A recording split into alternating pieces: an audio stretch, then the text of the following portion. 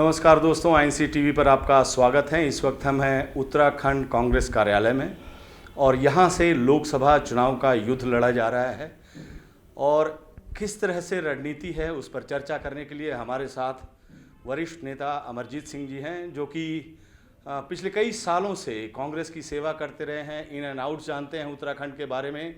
मैं शिक्षा के बारे में आज पढ़ रहा था एक अखबार में, और शिक्षा की बदहाली शायद मैंने और किसी राज्य में नहीं देखी कि जितने भी सरकारी स्कूल हैं सब बंद हो चुके हैं। आंकड़ों के अनुसार दिया गया था कि बिल्कुल खाली हो गए हैं। 3,500 से ज़्यादा स्कूल जो हैं ताले लग चुके हैं। ये शिक्षा की बदहाली का कारण है। अग्निवीर योजना से युवा आहत है। शिक्षा की अगर आप बात करें, आपको पता होगा, मुझे लगता है कि शायद आप भी उत्तराखंड से आपने यहाँ पढ़ाई की है अपनी। जी, मैं यहाँ से सैनिक स्कूल घोड़ाखाल से पढ़ा हूँ, तो आप मुझे आधा उत्तराखंडी कह सकते हैं। आधा नहीं, मैं तो कहूँगा जो आदमी उत्तराखंड में आ गया, जिसने यहाँ का पानी पी लिया, जिसने यहाँ का नमक खा लिया, वो हमारा उत्तराखंडी भाई है वो। और आप ही नहीं, आप देखिए उत्तराखंड की जो शिक्षा प्रणाली थी, जो शिक्षा हमारे यहाँ से, मैं अग्निवीर की बात कर रहा था, तो मैं भी सैनिक स्कूल में इसलिए गया पढ़ने के लिए क्योंकि उस सैनिक स्कूल घोड़ाखाल के ज़रिए मैं फ़ौज में जाना चाह रहा था, लेकिन मेडिकली अनफिट हो गया क्योंकि मेरे घुटने नौकनी होती है। तो मेडिकल की वजह से मुझे वहाँ पर रोक दिया गया। नहीं तो हमारे स्कूल के 90% जो छात्र हैं वो सारे मिलिट्री में जाते हैं। मेरा परिवार पूरा फ़ौज में है, तो मेरी बड़ी छठी क्लास में ही उत्तराखंड में पढ़ने आया था सैनिक स्कूल घोड़ाखाल में कि मैं भी फ़ौज में जाऊंगा, अफसर बनूंगा। क्योंकि मेरे पूरा घर जो है, आप सोचिए, मेरे चाचा, मेरे ताऊ जी, मेरे पिताजी, मेरे सारे भाई, कोई भी ऐसा आदमी नहीं जो फ़ौज में नहीं है। लेकिन जब मैं अग्निवीर की बात यहाँ देखता हूँ तो जो बच्चे सड़कों पर दौड़ लगाकर इसलिए दौड़ते थे कि वो सेना में भर्ती आके छाती पर तगमा लगाएंगे, आज उनको बड़ा आहत और पीड़ा के रूप में मैं देखता हूँ यहाँ पर। मुझे बहुत अच्छा लगा कि जब आपने अपनी पृष्ठभूमि बताई, फिर आपने बताया कि मैं क्यों सैनिक स्कूल में गया। ये आप देखिए, उत्तराखंड हमारा सैनिक बहुल क्षेत्र है। यहाँ से हर परिवार का एक व्यक्ति कोई ना कोई किसी रूप में उस सेना में अपना योगदान दे रहा है, और ये हमारे लिए गर्व की बात है। एक छोटा सा राज्य होने के बाद इतने बड़े देश में, जहाँ दुनिया की नंबर 1 डेमोक्रेसी कहा जाता है, उस सीमा पर हमारी सुरक्षा के लिए तैनात रहते हैं। और आप जिस प्रकार से आपने कहा अग्निवीर योजना, अब बताइए कि जो व्यक्ति, जिसका परिवार का एक व्यक्ति किसी ना किसी रूप से सेना से जुड़ा हुआ है, और उसको अगर सेना में जाना है और उसको वहाँ पर अगर 3.5 साल 4 साल की नौकरी मिलेगी, 4 साल के बाद वो बेरोजगार होके आएगा, उम्र उसकी जो दी गई है 24 साल तक, 25 साल तक वो रिटायर होके आ जाएगा। इस उम्र में युवा, उत्तराखंड का युवा शादी के योग्य माना जाता है। तो जब 25 साल 24 साल का होकर के आएगा, फिर वो शादी करने जाएगा, क्या कहेगा अपने ससुराल वालों से कि मैं रिटायर्ड फौजी हूँ।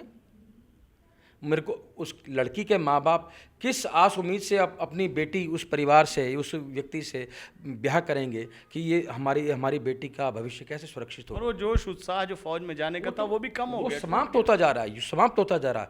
उत्तराखंड से मैं बताऊं, यहाँ पर एक पहला हमारा युवा था जो कि भर्ती न होने की वजह निराशा में आकर के उसने आत्महत्या करी। ये भी उत्तराखंड में पहला ऐसा केस हुआ। तो आप समझ सकते हैं कि उत्तराखंड में यहाँ के युवाओं की पहली जो कहीं नौकरी या किसी जॉब में जाने की आशा उम्मीद करता है, तो वो कोशिश करता है कि मैं सेना में जाऊं। सेना में उसको एक देशभक्ति की उसकी भावना उसकी जागृत होती है। फिर वो देखता है कि मेरा माँ बाप, मेरे पिता भाई कहीं ना किसी रूप में उन्होंने सेना में अपनी सेवाएं दी हैं, तो वो भी चाहता है कि मैं अपनी सेवा। इन सब चीज़ों को तो बीजेपी डिस्कशन नहीं करती, तो कैसे आप सोशल मीडिया पे? यही तो कह रहा हूँ भूपेंद्र जी, मैंने आपसे पहले भी जिक्र किया, इन मुद्दों पर भारतीय जनता पार्टी चर्चा ही नहीं करना चाहती।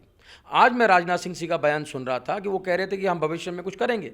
अरे कब करोगे? जब आज चुनाव में आप जुमले फिर कस दोगे, चुनाव के बाद अमित शाह जैसे व्यक्ति आकर के मीडिया चैनल पे कह देंगे साहब ये तो जुमला था।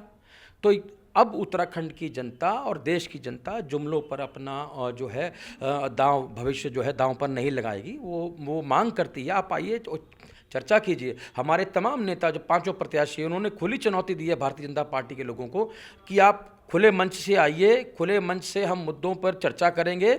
यदि आप हमारे मुद्दों में दम होगा, जनता हम पर विश्वास करेगी, हमें वोट देगी। आपके मुद्दों में दम होगा, जनता आपको देगी। लेकिन किसी 5 सांसदों पर जो प्रत्याशी हैं भारतीय जनता पार्टी के, उनके अंदर इतनी हिम्मत नहीं कि वो आकर के कैमरा फेस कर सके। तो ये स्थिति है।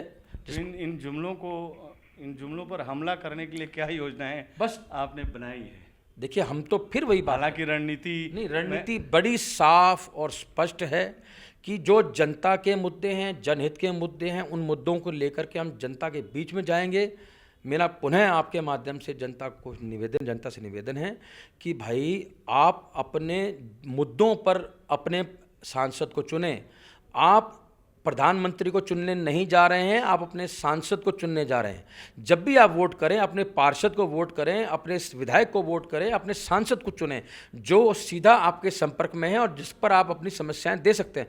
प्रधानमंत्री तो 5 साल में 4 बार आ लेंगे, 3 बार आ जाएंगे, वो भी आकर वो जुमले कस के चले जाएंगे। लेकिन आपकी जो समस्याओं का समाधान होना है वो विधायक और सांसद के माध्यम से ही होना है। तो अपना सांसद जो है सोच विचार के चुने, जो आपकी एक आवाज़ पे आपकी हर समस्या के लिए खड़ा मिले। आपको ऐसे व्यक्ति को चुनना है। प्रधानमंत्री चुनने का काम, ये अमेरिका की डेमोक्रेसी नहीं है, ये भारत की डेमोक्रेसी है जो हम अपना सांसद चुनते हैं। सांसद का काम होता है कि वो सब मिल करके अपने प्रधानमंत्री को चुने। कांग्रेस का प्रधानमंत्री कौन होगा ये अलग विषय है। यहाँ प्रधानमंत्री मोदी के नाम पर जो वोट मांगा जा रहा है और जो प्रधानमंत्री मोदी ने हमारे देश को दिया है, प्रधानमंत्री ने हमारे देश को वो दंश दिया है जो आने वाली पीढ़ियाँ भुगतेंगी। जिस प्रकार से ध्रुवीकरण किया गया, जिस प्रकार से जनता को, समाज को बांटा जा रहा है। लेकिन शायद यही ये वजह रही है कि जब हम देखते हैं कि जो कांग्रेस के छोटी मोटी रैलियां हो रही हैं और नामांकन वाले दिन तो हुजूम और जनसैलाब जिस तरह से उतरा, वो ये साफ दिखाता है कि जनता जो है इस बात से नाराज़गी है कि सांसद जो हैं उनके काम नहीं कर रहे हैं, वो गुमनाम रहे हैं, 5 साल दिखे नहीं हैं, दिल्ली में बैठे रहे हैं। जबकि जो कांग्रेस के प्रत्याशी रहे वो जिले में घूमते रहे, अपने क्षेत्रों में घूमते रहे। अंतिम सवाल क्या लगता है आपको कि 5 जो सीटें हैं लोकसभा की, क्या रुख रहेगा? क्योंकि आप डाटा, रिसर्च सब कुछ देखते हैं। देखिए मुझे पूर्ण विश्वास है उत्तराखंड की जनता पे। मज़े की बात है, उत्तराखंड एक शिक्षित राज्य मानता हूँ मैं। अन्य राज्यों के मुकाबले अगर आप देखें तो उत्तराखंड शिक्षित राज्य है, पढ़े लिखे लोग हैं, सर्विस क्लास लोग हैं और वो अपने विवेक से सोचकर ही वोट देंगे। जैसे आपने कहा कि रैलियों में तमाम हुजूम जुड़ रहा है, तो ये कौन जुड़ रहा है? कांग्रेस पार्टी कोई पैसों से खरीदी भीड़ नहीं लेकर, ये स्वतः उत्साह है लोगों में। तो बीजेपी ने ऐसी कोशिश की है चुनाव के दौरान कि अकाउंट फ्रीज कर दिए, हाँ, पार्टी के नोटिस दिए गए हैं, और फिर भी जनता साथ में आ रही है। आप देखिए किस बल से आ रही है। यही ताकत है, यही ताकत है। आपने श्रीनगर में भी देखा, पौड़ी में भी देखा, आपने हरिद्वार में भी देखा, आप जो हमारे बाकी जगह अल्मोड़ा में भी आप देखिए, बाकी जो हमारे क्षेत्र है जहाँ जहाँ से हमारे प्रत्याशियों ने अपने नामांकन भरे, तमाम भीड़ सड़कों पे आई, समर्थन में आई और जो उत्साह लोगों में दिखा, निश्चित रूप से ये उत्साह कहीं वोट में तब्दील होगा। और जो भारतीय जनता पार्टी धन बल से, सत्ता बल से ये सत्ता छीनना चाहती है, ये चुनाव नहीं हो रहा, मैं ये छीनने की तैयारी में है। जिस प्रकार से आपने देखा पिछले दिनों इलेक्ट्रल बॉन्ड आए, जिस तरह से इन्होंने सरकारी संस्थाओं का दुरुपयोग किया, जनता समझ चुकी है। और चिंता ना करें, निश्चित रूप से उत्तराखंड में कांग्रेस हम 5 सीटों से आ रही है। और मैं आपको कहना चाहूँगा कि पंजाबी में कहूँ तो चक दे फटे दब दे किल्ली, और हमारे लिए दिल्ली अब दूर नहीं है। आपका बहुत बहुत शुक्रिया। जो आपने लास्ट में स्लोगन दिया ना, चक दे फटे नब दे किल्ली, है ना, ये स्लोगन काफ़ी मशहूर भी है और ये जज्बा और ये उत्साह ऐसे ही कायम रहे। हमारी तरफ से यही शुभकामनाएं। आपका बहुत बहुत शुक्रिया। NCTV में इतना ही। नमस्कार।